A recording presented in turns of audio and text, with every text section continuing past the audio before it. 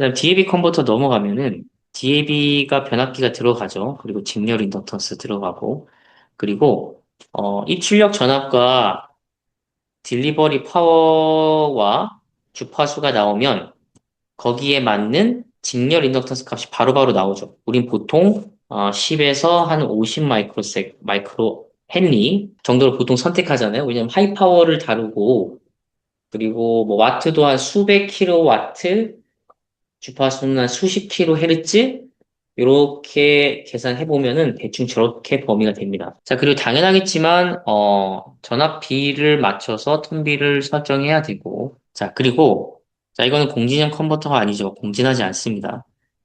여기 이렇게 나타내는 Ln 값은 무조건 크면 클수록 좋다라고 보시면 될 것 같아요. 자와 인덕턴스가 좀 커지면은 자와 전류가 작아지니까. 근데 이제 그러려면 권선을 많이 감아야 되는데 그럼 권선 손실이 증가한다는 단점도 있고 트레이드 오프입니다. 자, 이거를 시뮬레이션 해보면 예를 들면 당연히 Lm이 무한되면 파이가 0이겠지. 여기서 파이는 1, 2차 간 위상차가 0일 겁니다.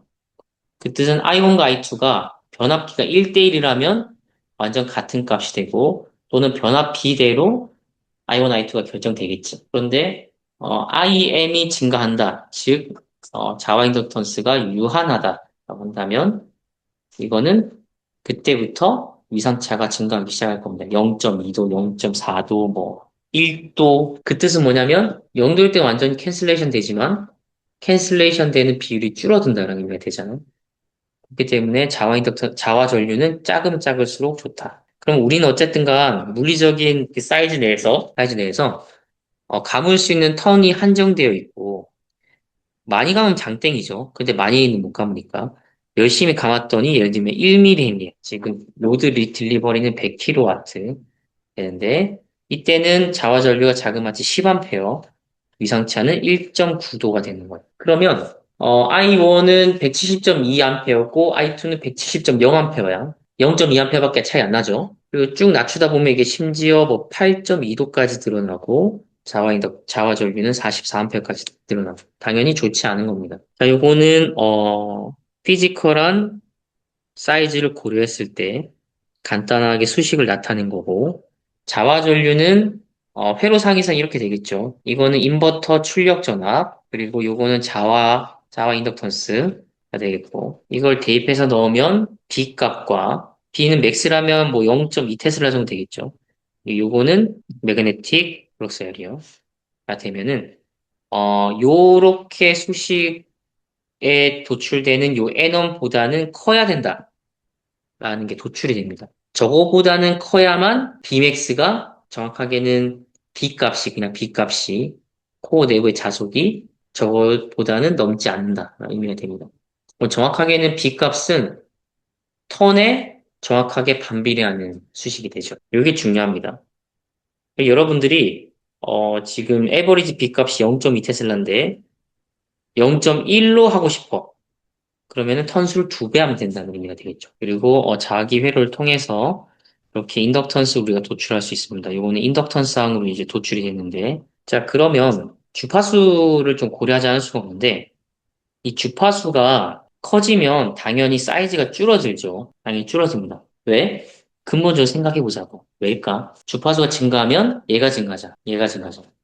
그러면 자와 전류가 감소하는 거지. 당연히 좋은 거 아니에요? 당연히 좋죠. 그건 단순한 비례관계에 있기 때문에 주파수 높이면 높일수록 좋다. 맞습니까? 오해 아니야?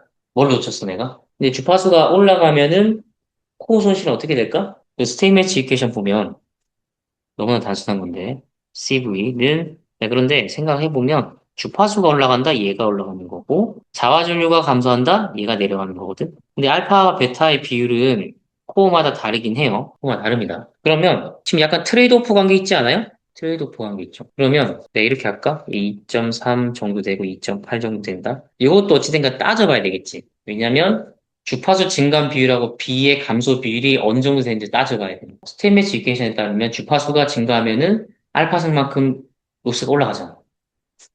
근데 자화점유가 감소했기 때문에 B값이 내려가고 뭐 내려가는 거지. 그럼 결론적으로 어떻게 될까? 이런 액티브 브릿지 컨버터의 변압기 손실은 주파수가 올라가면은 최종적으로는 어떻게 될까?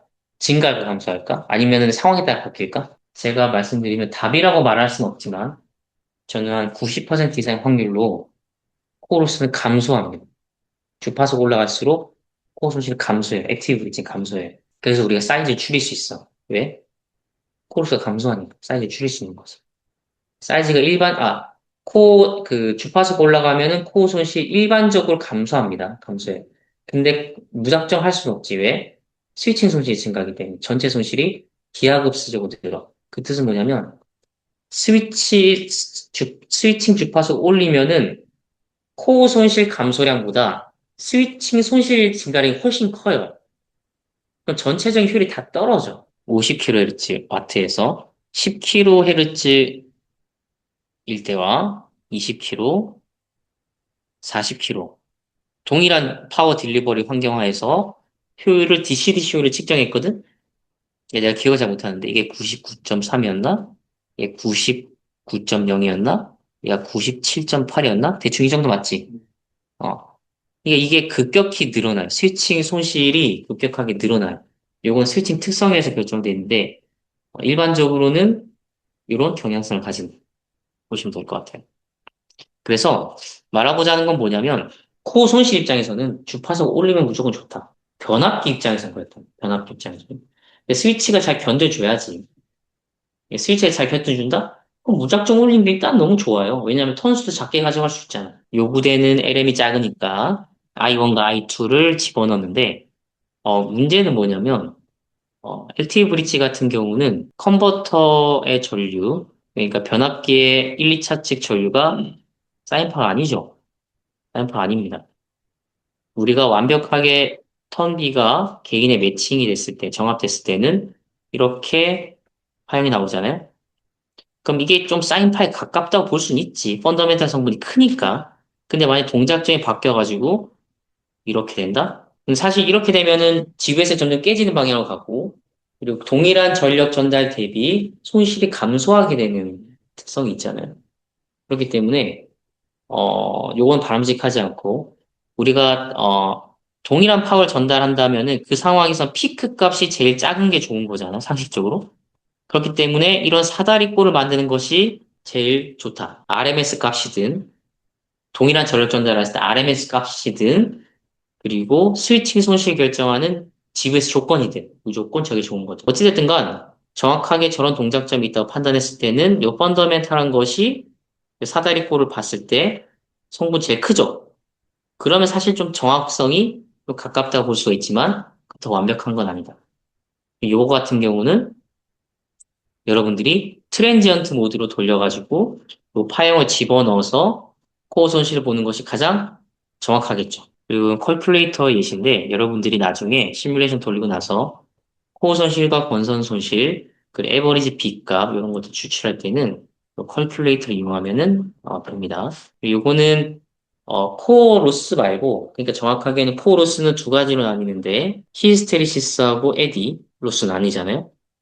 그런데 우리가 일반적으로 보는 건 히스테리시스 로스고 요 에디 로스를 또 따로 볼 수가 있어요. 거기에 대한 거 이제 써놨으니까 혹시 관심 있으시면 나중에 참고하시기 바랍니다.